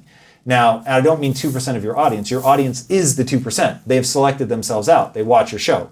So now some ungodly number of them are going to go out and do it because they belong to that very rare group. Mm-hmm. The 98%, though, they will not. And I became obsessed with this because working at Quest, I had 3,000 employees. 1,000 of them grew up in the inner cities. And many of them could process raw data faster than I could. They were smarter than me, but they had done nothing with their life. And they were not going to do anything with their life. Not that would be remembered or anything that even they valued. Right. And when I boiled down to why not, it came down to they didn't have a growth mindset. They didn't have the only belief that matters. So I thought, okay, well, how do I get it to them? So we created Quest University, and I would show up early, I would stay late, I would tell anybody anything they wanted to know about mindset, building a business, whatever. And 2% of them did it, and it was life-changing, and it's amazing. And I still get phone calls from people who are like, you changed my life. I mean, it's amazing, but it's only 2%. The other 98% are either apathetic or actively antagonistic to change. So how do you reach them? Entertainment. The punchline is you have to get to the limbic system, which you do through entertainment. Movies. So you tell them stories. TV movies, yeah. So Star Wars. Storytelling, yep. Yeah. Star Wars affected my life tremendously. The Matrix. It's how you sway culture. So the only way that I'm going to sway culture with my skill set, 'cause I'm not a musician, would be telling stories. So the book, you weren't able to do the book because it wasn't... It just took too much time. Yeah. Got you. And now I do admit I might at some point cross the bridge and go, hey, This is just taking Impact Theory University and putting it into book form, get a Transcribing in a certain ghostwriter, way, yeah. and get him to do it. Like Ryan Holiday, I would have him do it. It's only sort of been recently that I've crossed that bridge because he was going to work with me on the book, but that was when I was like, no, I got to write every word. Well, you have to. But now I'm like, man, just send Ryan into ITU and say, you know, spend 4 months watching all the content and just write it as a book. And that might be the punchline. I haven't thought beyond it. And then you can I'm just impact so more focused people. on the storytelling. I hear you. That's powerful. What are other rules that you live by? So have you written those down or no? No, the only ones I've written down are the beliefs. That was part of what got me interested in doing the book was I was like, oh, it's going to force me to write down my values and my rules. So here, I'll just give you a few. Yeah. I'm out of bed in 10 minutes or less. Wow. If I've had more than 5 hours of sleep, I'm out of bed in 10 minutes or less. If I wake up after 3 hours sleep, I'll lay there for 2 hours trying to fall back. I'm talking about during the weekday, but not the weekends. No, even on the weekends. I don't have a hard rule about it, but rule of thumb, I'm still usually out of bed in 10 minutes or less. So I'm out of bed in 10 minutes or less. And most everything I'm going to say, just assume I mean Monday through Friday. Yeah. I'm out of bed in 10 minutes or less. If I'm awake, I'm either working or working out. So like, spoiler alert, I don't have sex during the week. That's just like, with rare exceptions, that's a no-go. I do hard things. So wait, at night you don't relax? No, I work until I go to bed. Wow. Even when I brush my teeth, I'm listening to a podcast. So legitimately, you're efficient with all your time. From the moment I wake up, Monday through Friday, it's very different on the weekends. Monday through Friday, if I'm awake, I'm either working or working out. Right. And when I'm working out, I'm still listening to a podcast. So that one's actually double duty. Wow. Those are like some easy and fast ones that I live by every day. If I'm stressed, I meditate. I never blame other people. I always take on responsibility myself. I only do things that move me towards my goals. So I'm very careful about what my goal is. And another rule, my goals must always be exciting and honorable. And I'll define exciting is just like I'm amped up. It gives me more energy. I wake up excited to go do that thing. Honorable is it serves not only myself, but other people. Okay. And what about identity? How does that play in everything? That to me, as far as I can tell, there's only one smart way to go about identity, and that is to adopt the identity of the learner. So instead of valuing yourself for being something, it's all about becoming something. Having something, or Correct. what you've acquired, or being smart. In fact, this is how I got myself out of the death loop I was in my 20s around being smart, where I was making all these dumb decisions, and I only wanted to be around people that were dumber than me. I was actually thinking about this. This wasn't like some subconscious program. I was like, oh man, that person is smart. Oh God, I don't want to be around them. And so there's this movie called Amadeus, and it's a true story, probably fictionalized, inspired by Amadeus Mozart's real life. And there's this real guy, his name is Salieri, and he laments in the movie, and I remember watching this at probably 17 years old and instantly going, this is my life. And he says, he laments to God and said, why did you make me just good enough to realize I'll never be as good as Mozart? Like, you could have made me better than Mozart, or you could have made me so dumb I can't tell. but when you're like, it's so close, but you'll never get there. He said it was too heartbreaking. And I sucked that into my soul, and for more than a decade, I was like, I am Salieri. And like you, with realizing, hey, calling myself a moron is not serving me, I finally had to say, thinking of myself as the person who's just good enough to recognize that other people are better, stop doing that. Yeah. And now start thinking relentlessly about acquiring new skills. That's it. Like, whatever. Be inspired by people that are better than you. Great. That's amazing. But don't sit there and lament, which is what I used to do, that you're not as good as them. Find out, how close can you get? Yeah. You know what I realized?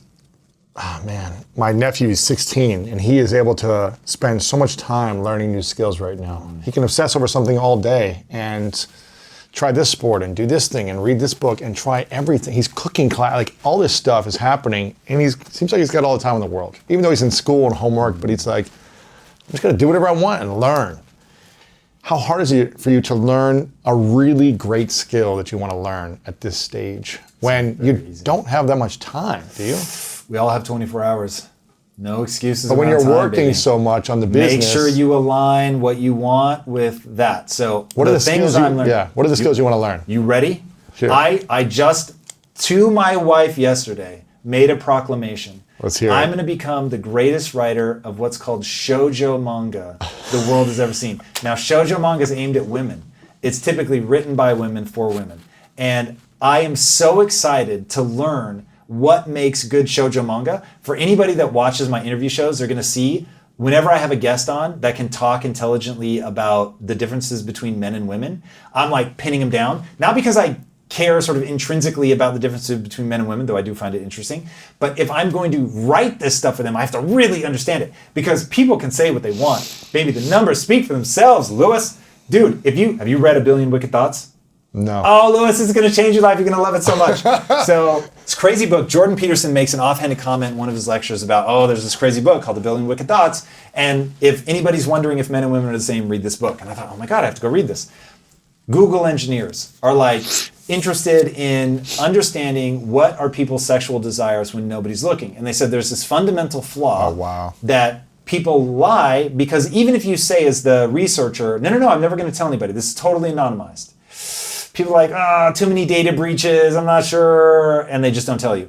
And the engineers are sitting there going, wait a second, we have search history. We have the data Trillions of searches. Men and women from around the world. And now let's look at what they search for and what porn they watch.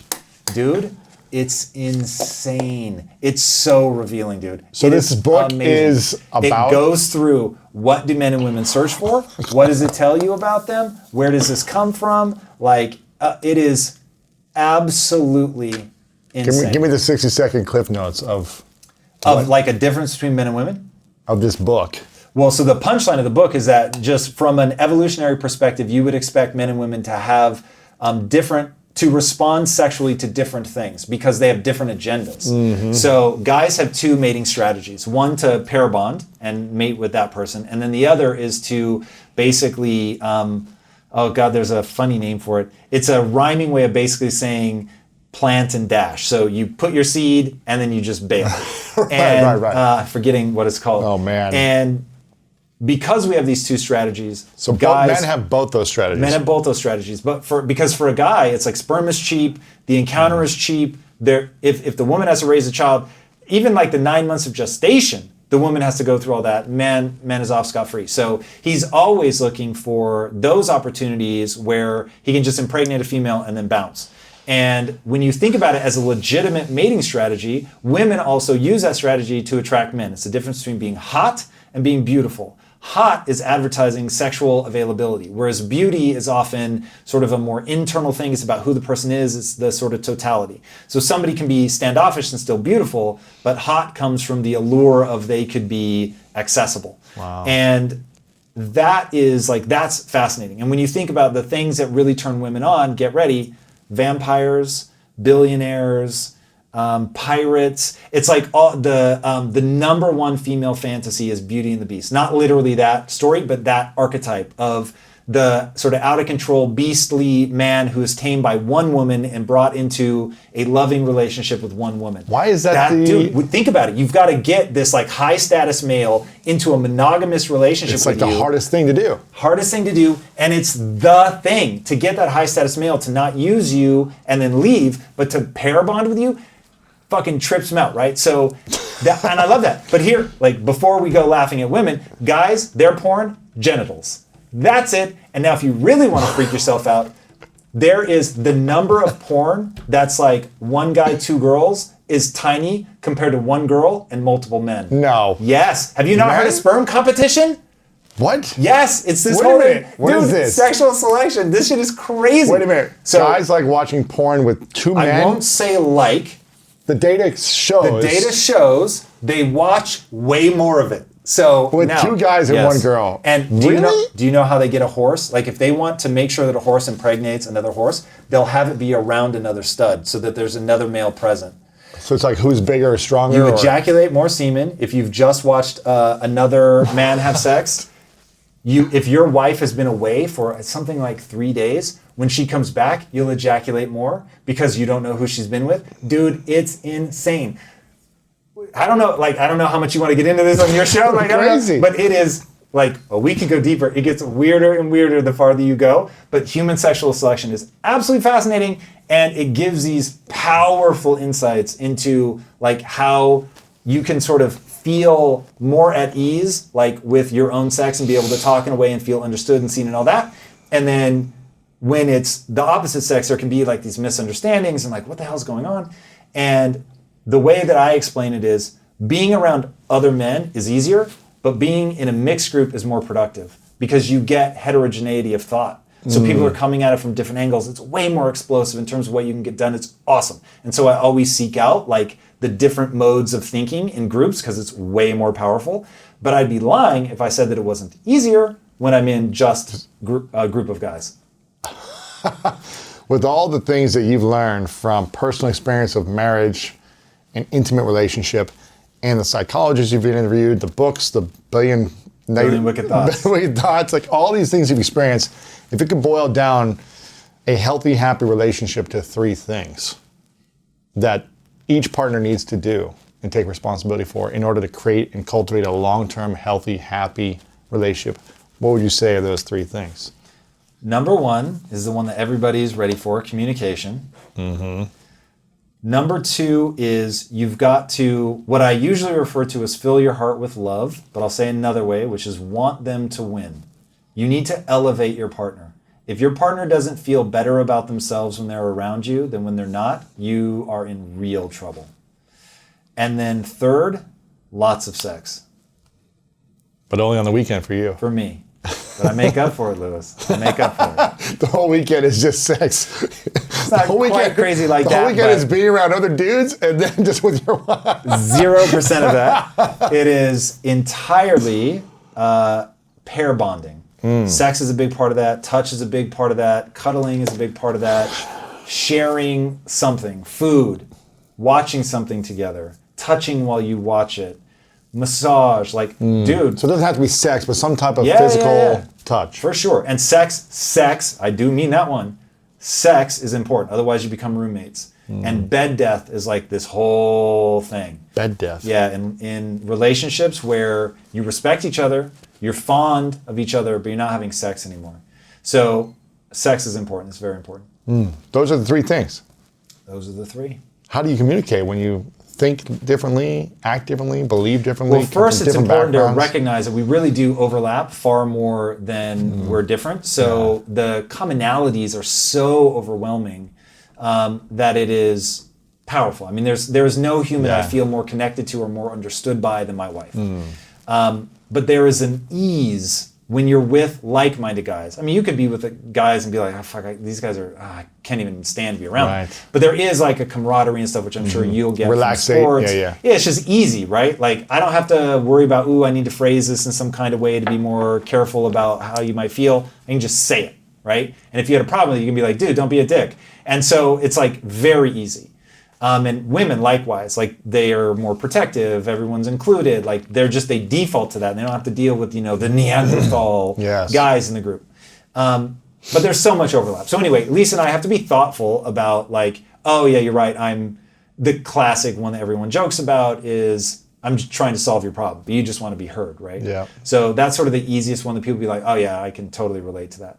So you have to navigate some of that, but the communicating, even when you have differences, just rules of engagement, right? Like, say, what do we do in an argument?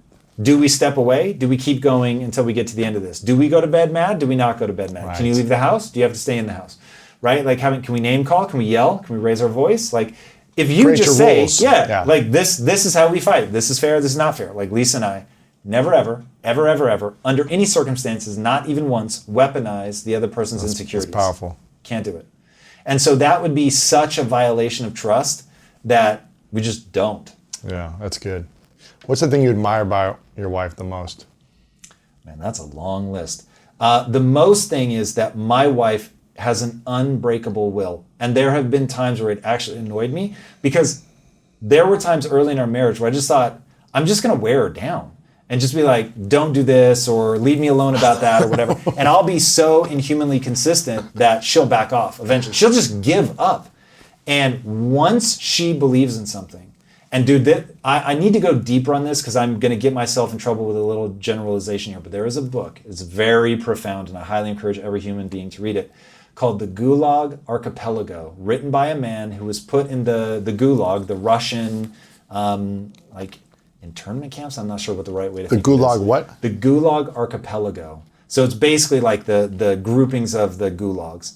And he got pulled into the Gulag system, and it's terrifying. Far more terrifying in terms of number of deaths than the Nazi concentration What year was camps. this? This would have been post-World War II. Really? Yeah. Huh. His name's Alexander Solzhenitsyn is the author. Real guy, really survived the gulags. It's kind of like a Viktor Frankl type of. Yes, but this guy book. is enraged. So it is. Jordan Peterson wrote the foreword to the sort of updated reprinting of it or whatever, and he talks about how when you're reading it, you feel like Solzhenitsyn is screaming for 800 pages or whatever it is. It is. It's one of the most chilling books I've ever read. Like it's sort of akin. It's not quite because the gulags were different, but imagine you're reading the book written by Viktor Frankl, but instead of having found this sort of beautiful insight, he is enraged and points out how we ended up here. This is how you end up creating a system that's so inhuman. Absolutely breathtaking book. Anyway, in it, he says, most people under torture will eventually say whatever you need them to say. But he said, when you heard that someone was tortured to death, he said, I'd put a chip that it was a woman. Because he said, Wow. Once they latch on to something, they're not backing down. They will just die. will not let go. It's right, and it's right. What's right is right, and that's it. They're willing to die for Yes. And I was like giving the chills now. And I so see that in my wife. When I read that, I was like, this is my wife. Like she has this thing of like, when she believes it should be this way. And she's just She will like, die for it. Yes. And my at times, though, Lewis, where good sense is telling you to back down. You don't need to die for this. Yeah. It's okay to lie and say, yes, you were right. Like that didn't make any sense. Right. And truly, from the outside, I would be begging my wife to lie, to give up her principles. Like, I want you alive, and you're being tortured. This is crazy. But she really would be tortured to death before she would give on that. And it's like, it's awe-inspiring. Wow. Now, it's awe-inspiring until it becomes pathological, and then it's terrifying. But like, really, really, really, because I think I am hardcore. But that woman, man, once she has true righteous indignation, and she just becomes unstoppable. Wow. Okay. So, the Gulag. Gulag Archipelago? Is that where you're Gulag? going? Gulag? The Gulag is like their prison. The Gulag. I got to read this book. If there were only 3 books you could recommend to people, that this all the books they could read in their life, this is the hardest thing probably. But if you're like 3 books to live a better life, to understand the world, and to just thrive, what would you say are those 3 books? It's not a hard question, but it's one that I'm sure I will answer differently every time somebody Yes. asks. Number 1 is Mindset by Carol Dweck. Yeah, it's great. It's the most important book in the English language. Number 2 is The Obstacle is the Way by Ryan Holiday, which is an absolutely extraordinary book. And then number 3 is Extreme Ownership by Jocko Willink. He's great. And Leif Babin. Shout out to Leif. What is the thing that you think most people misunderstand about you? That's very easy. They think that I'm trying to be the next Tony Robbins. And I'm trying to be the next Walt Disney. Yeah, And- I get that a and- lot too, and I'm like, I love Tony. I think he's amazing. But I Amazing. don't want to run a business. I don't want to run an events business, and as me being the one leading people in that way, I feel like that's a lot of pressure, and I'm just not that good at it. I don't think compared to someone like him. Look, in that model. Tony's the GOAT. Yeah. So I won't put either of us in that category, but you are amazing at it. And seeing what you've built around you is a reflection of how you're able to influence people on stage, but more importantly, and this is something that only a precious few people in your audience know, what you're like in person. Right. And for anybody, and I know you must get this comment 100 times on every video, Lewis, you're such a good listener. What they'll never understand is the way you look at people. And it's always How like do I that. look? You really do have a sparkle in your eye. You really are like, you're here. You are Yeah. with me. You are present.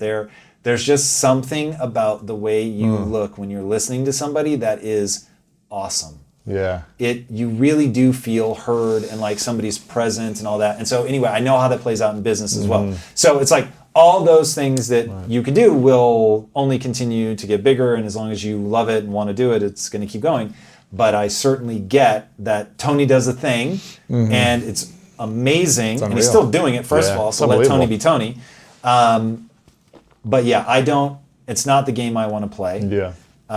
It's incredibly powerful, and it's a necessary part of my master plan to play in that realm.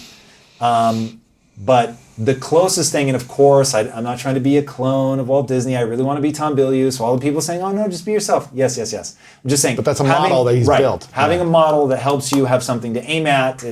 And also is just an organizing principle for people to understand. So. And what's the hardest skill that you want to learn? I don't yet know what's going to be the linchpin thing that I need to know how to do. Right now, it is I'm running a strategy in Hollywood. So Hollywood is known for bullshit, and I don't think it's actually that anybody's doing it on purpose. Creative things are really, really hard. It's really hard to know what's going to pop. We don't know. Right. So you want to tell everybody because you're not sure. You want to say, "Hey, this could be amazing," or "This is amazing, kid. I love you." Like, yeah, let's do this, man. I love it. Now, what you're really trying to do is buy yourself time to get feedback from other people, to see will this person keep going, to see if it starts to generate heat. So you want to get as close as you can and yet push them off. So you want to create a relationship where you're the natural person for them to turn to when they've got heat behind them. Yes. But you want to when they're big enough and momentum. Yeah. Keep them at arm's length until they have momentum. Don't You take a gotta risk. tell them, yeah, like I love you, man. Yeah, what you're doing is amazing. You're a talent. And so I get it, and I don't think it's sinister. I don't think it attracts ugly people or anything like that. I think it is so difficult to know what's going to hit. You need to create that sort of weird friction. So anyway, I come into this and I say, I've already had all the financial success in the world. I don't have to think about that. So I'm only going to play the Hollywood game as long as it's interesting. It's only interesting to me if I can be real.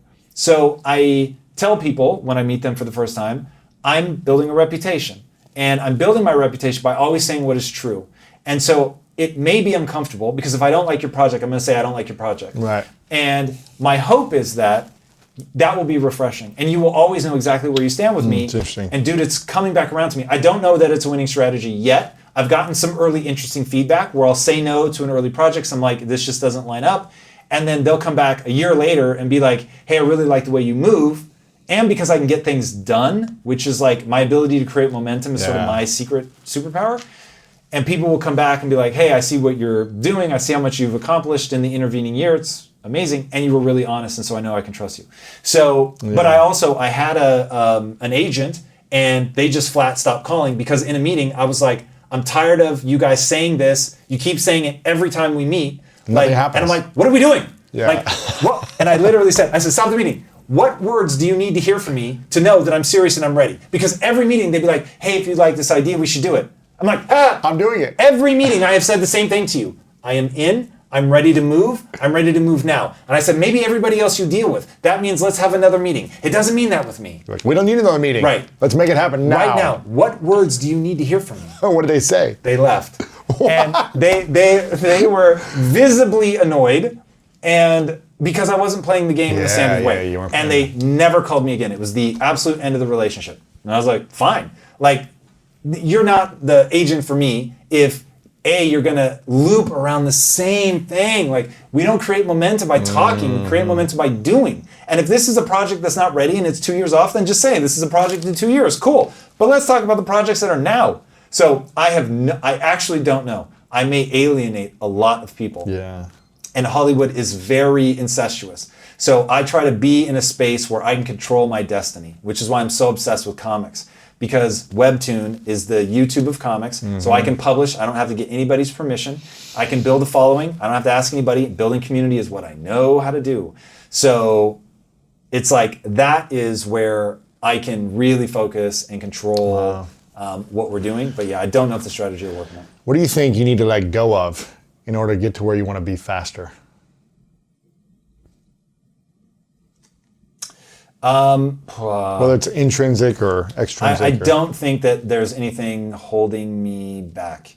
So when I think about I think that the strategy that I'm running right now on a long enough timeline ends in the next Disney. So because now I check that all the time to see if that remains true, because the obvious thing is I need to stop doing interviews because they take a lot of time. Yeah, a lot of time, a lot of research and everything. But they also bring people into my ecosystem. So I run the thought experiment very frequently of should I stop doing the university, should I stop doing the interviews and just focus on creating the intellectual property? And the reason I don't is twofold. One, the other stuff generates revenue that allows us to put towards the creation of the IP, which is expensive enough. Yeah. And then the other thing is all the breaks that I've gotten, executives that have just given me access that I wouldn't otherwise have, are all people that are like, I watch your show, I love it. And so if there's ever anything I can do to help, and it's like, whoa, I've got executives in Japan that are helping me find talent there. I've got executives here in the US, all from the content. Yeah. It's crazy. It's crazy. Lewis, there are people in Mogadishu who know who you are. That's just crazy. So we're living, talk about timing, we're living Mogadishu? I promise you is Mogadishu. What's Mogadishu? Mogadishu is is it a country or a city? It's one of the two. And it is my placeholder for someone from far away. Gotcha, I see. So when you look online, you see that someone's watched here. Oh, yeah. Gotcha, I see what you're I have saying. people from everywhere, every 170 country. countries. Every country. It's Yeah, almost crazy. every country. I mean, it's really close. Or they allow the content to be in. Yeah. It's amazing. So that is extraordinary. And so you never know who's going to be able to open a door for you. Yeah. And because I'm so aggressive about telling everybody what I'm up to, people DM me all the time. Oh, I might be able to help with XYZ. Right. When do you think will be the day you stop doing interviews?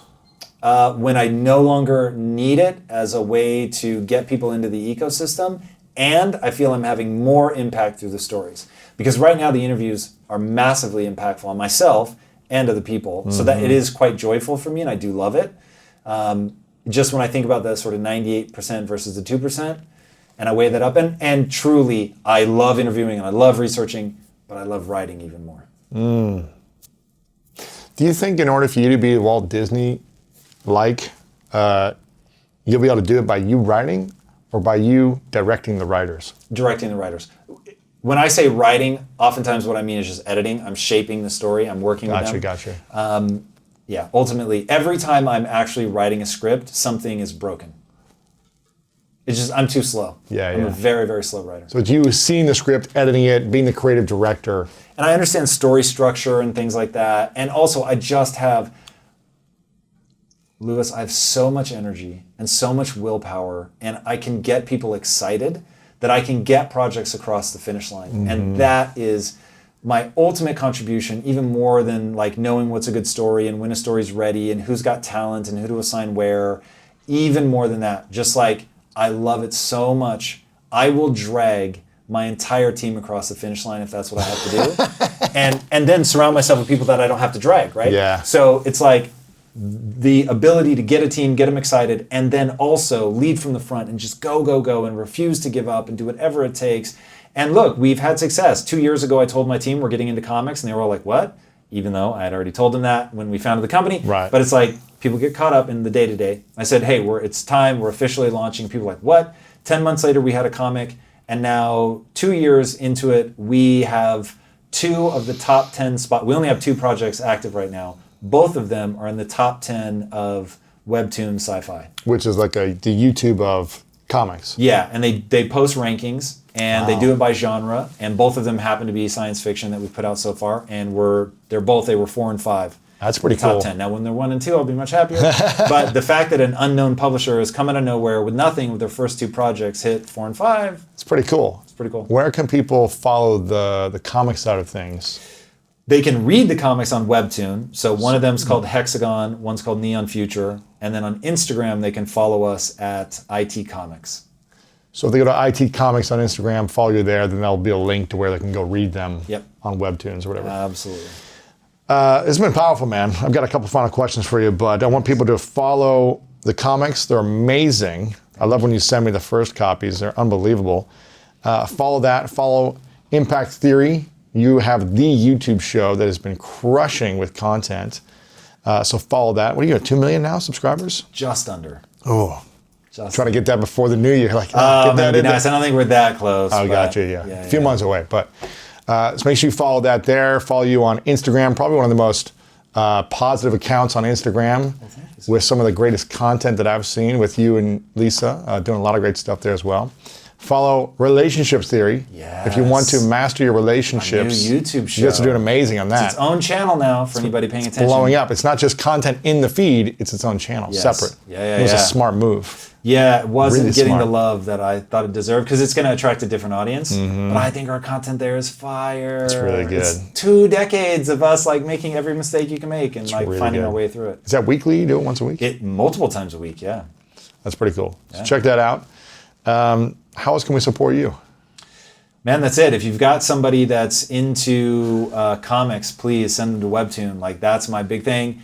If anybody is trying to change their life, Impact Theory University is legitimately one I offer the most aggressive money back guarantee you're ever going to get. No questions. If you told me that you didn't get 10 times your money, I'll give you money back. But this is what, if you want to be successful at whatever it is that you're trying to do, this is it. This is all the stuff that they should teach you in school and don't. That's great. There you go. And then, is it tombilyeu.com? Do you have that? We do, but it's impacttheory.com. But Gotcha. YouTube is Tom Bilyeu. Oh, really? Yeah. Okay, cool. So check all that stuff out. I'm curious. The last time I had you on 5 years ago, I asked you what your 3 truths were. I don't know if you remember them. I'm not going to tell you them, but I'm curious. I have them here. I'm curious what they are now, 5 years later, fun. to see if they are. Very interested to hear. So if you could only share 3 things with the world and it's your last day and we have no access to your Walt Disney-esque animation studio movie empire, all that went with you. All the content you've ever created goes with you to the next place, and you can only share 3 final things. What would those 3 things be? Number 1, the human animal is designed to grow and get better. But you have to put the time and energy in. Number 2, fulfillment is all that matters. Don't chase money, don't chase fame, don't chase success. The only thing that matters to actually enjoying your life is to feel good about yourself when you're by yourself. That's it. And getting people to recognize that, like, if I were to give you one thing that I'm trying to do, it's that. And then number 3, love deeply, man. Nothing will ever reward you like the connection with another human being. That's true. That's true. Well, all 3 of those were different on the previous. I'm not surprised. So if you want to hear what those 3 were, make sure to go check out the other interview we did 5 years ago. We'll have it linked up below this. Amazing, man. I want to acknowledge you, Tom, for constantly showing up and leading the way. You do an incredible job of using your willpower, your mindset, and your consistency, showing up and obsessing over the process. And it's such an inspiration to be your friend. It's such an inspiration to watch you just freaking take over and build something so powerful that impacts the world in a massive way. And I love that you are willing to take a massive risk on your beliefs and your values and your dreams and really put something out there like a comic series that maybe isn't the decision most people would make, but you're doing something based on what you know is going to pay off 40 years from now and not something that's going to be hugely successful financially or whatever it may be in this year or moment or a big return right away. And I think playing the long game is one of your strengths. You know how to execute the short game in a big way to still get results for the long game. And I think that delayed gratification process, really inspiring, man. So I acknowledge you for that and many other things. And I really acknowledge you also for being such a committed husband. You know, no one knows behind the scenes of what really happens, but it feels like and it seems like that you're so committed to this in a world of social media where it's easy to be distracted in other relationships or in other people all the time.